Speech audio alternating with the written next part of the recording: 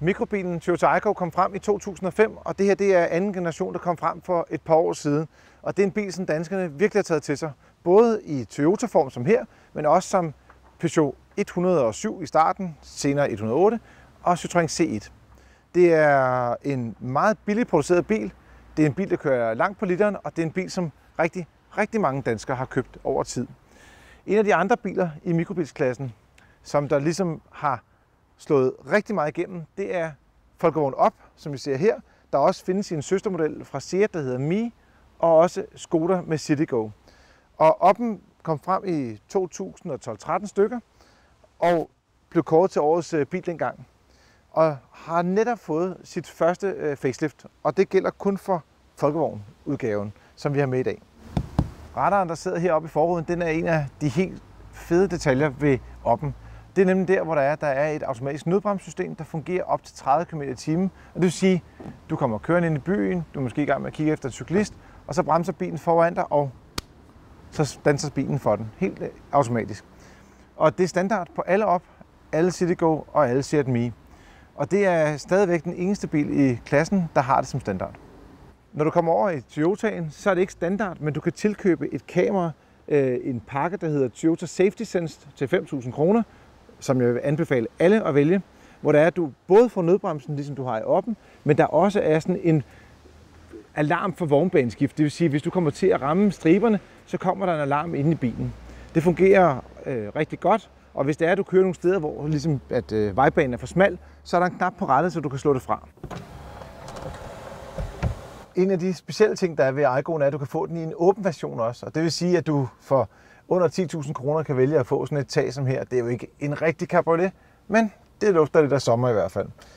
Så er der også en touchskærm her i. Den er ikke standard. Den koster 1.000 kroner. Latterlig pris. Skal vælges, ligesom nødbremssystemet. Og i det hele taget, så er instrumenteringen herinde i bilen ret enkel. Der er dog en ting, hvor den udmærker sig i forhold til folkevognen, og det er, hvis du har en vandflaske, så er der både 2 pladser her og en plads bagved. Og så er der også faktisk rimelig god aflægningsplads til f.eks. en mobiltelefon. En sidste smart detalje ved Aygoen, det er, at ryglænet faktisk er trinløst justerbart, og ikke ligesom i Up'en kører i hak. Og det betyder, at når du skal finde en køreposition eller vil ændre den undervejs på turen, så kan du bare justere det meget præcist. Det er små biler, vi taler om her, men der er også en ting, som man lægger mærke til, når man springer fra bil til bil, og det er, den her lyd, den er sådan lidt metallisk klanket.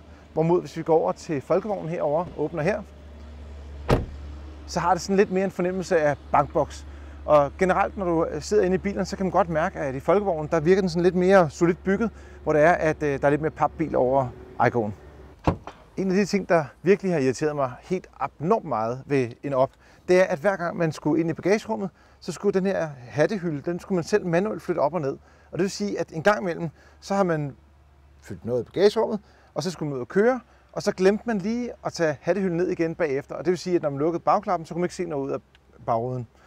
Men der har faceliftet medført det her fuldstændig, nærmest revolutionerende indgreb. Der er 2 snore i, og det vil sige, at når du lukker igen, bum, så kan du se noget ud af bagruden. En af de ting, som Up'en stadig ikke gør specielt godt, det er fralægningspladsen heroppe foran. Der er kun 1 kopholder, og i gamle dage skulle man også have lagt sin mobiltelefon ind, men lige præcis det med mobiltelefonen er en af de store forandringer, der er ved Up'en her i faceliftet. For der er kommet en holder heroppe foran på toppen, hvor det er, at du ligesom kan koble din telefon på. Og det vil sige, at hvor du før skulle bruge sådan en enhed til navigation, så bruger du faktisk din smartphone, og det er både Android-telefoner og også Apples iPhones, som har et gratis app, og hvor det er, at du kan have navigation i. Her der kan du se, hvordan navigationsenheden ser ud. Så det er ikke bare navigation, det er også radio, det er også køredata, altså hvor langt man kører på literen og live data. Og så fungerer det ligesom alle andre touchskærme. Ganske enkelt og i øvrigt med en meget flot opløsning på. Og her der er kort over hele Europa, og i det her tilfælde har jeg bare valgt at tage Danmark ned, for at det ikke skal fylde for meget på selve telefonen. Og det er TomToms kort.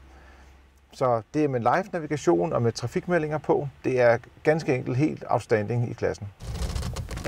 Den der fornemmelse af læderret, den er bare så lækker, uanset hvor dyr bilen den er. Og i Move-Up-udgaven i hvert fald, som vi sidder i her, der koster det 6.000 kroner ekstra for læderret. Og det er med multifunktionsenheder, hvor det er, at du kan styre en kørecomputer, hvis det er, at du har valgt den. Men det er ikke kun et læderret, du får for 6.000 kroner. Du får faktisk også et klimaanlæg med. Og vi snakker altså om 6.000 kroner for klimaanlæg og læderret. Det er bare en no-brainer. Det skal alle vælge, hvis de køber en move-up. Når jeg ligesom presser mit hoved bagud, så bliver jeg ramt sådan cirka hernede. Det er lige en tand for lavt. Og hvis du er højere end jeg er, så vil den her hovedstød ikke sidde korrekt. Og hvis du er lavere, så sidder den heller ikke korrekt. Og det er faktisk lidt et minus, både på Up'en og også iGo'en, at man ikke har en justerbar hovedstøtte. Up er blevet lidt bedre, end den var før i forbindelse med faceliftet. Og det er også den bil, når man ligger og kører på landevejen, der er den mest behagelige bil af de to. iGo'en derimod, den har lidt ligesom dørene. Den der lidt billige fornemmelse, den er lidt mere hårdere affjedret. Nogle vil måske sige, at den kører lidt mere sporty, men jeg vil sige, at når vi taler biler til 100.000 kroner, så handler det bare om at komme frem på en sikker måde og en behagelig måde. Og det er der, hvor det er, Up'en den i den grad slår igennem.